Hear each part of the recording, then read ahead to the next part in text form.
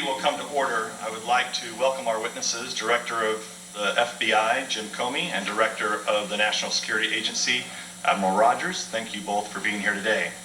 Before we begin, I would like to remind our members and witnesses that this is an open hearing.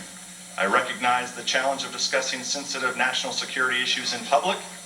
However, as part of this committee's investigation into Russian active measures during the 2016 election, it is critical to ensure that the public has access to credible, unclassified facts and to clear the air regarding unsubstantiated media reports.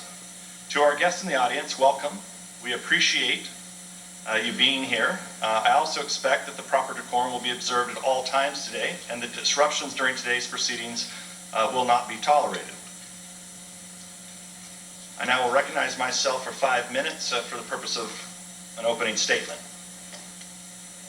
The Putin regime has a long history of aggressive actions against other countries, including the outright invasion of 2 of its neighbors in recent years, as well as its brutal military action in Syria to defend the Assad regime. But its hostile acts take many forms aside from direct military assaults.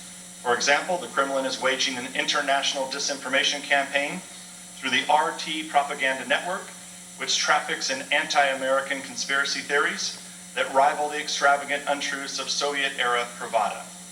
Russia also has a long history of meddling in other countries' election systems and launching cyber attacks on a wide range of countries and industries.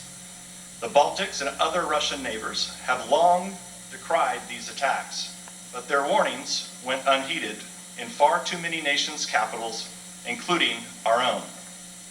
The fact that Russia hacked U.S. election-related databases comes as no shock to this committee. We have been closely monitoring Russia's aggression for years.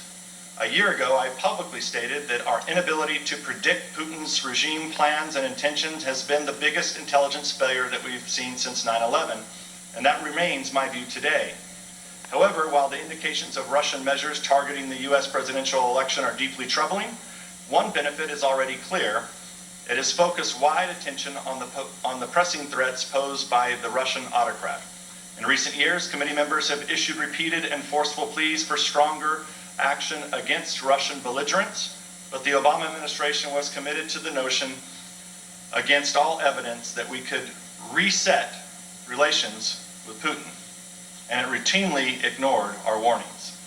I hope today's hearing will shed light on 3 important focus points of the committee's investigation on Russia active measures. First, what actions did Russia undertake against the United States during the 2016 election campaign? And did anyone from a political campaign conspire in these activities? Number 2, were the communications of officials or associates of any campaign subject to any kind of improper surveillance? The intelligence community has extremely strict procedures for handling information pertaining to any U.S. citizens who are subject even to incidental surveillance, and this committee wants to ensure all surveillance activities have followed all relevant laws, rules, and regulations. Let me be clear. I've been saying this for several weeks. We know there was not a physical wiretap of Trump Tower. However, it's still possible that other surveillance activities were used against President Trump and his associates. Number 3, who has leaked classified information?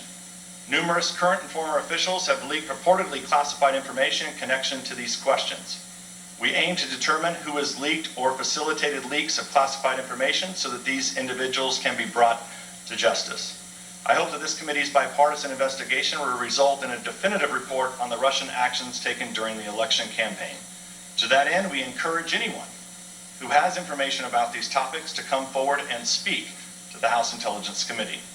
I again thank the witnesses for helping shed light on these issues, and I will recognize Ranking Member Schiff. He's asked for 15 minutes for his opening statement, so I will go ahead and give him 15 minutes for his opening statement. Mr. Schiff.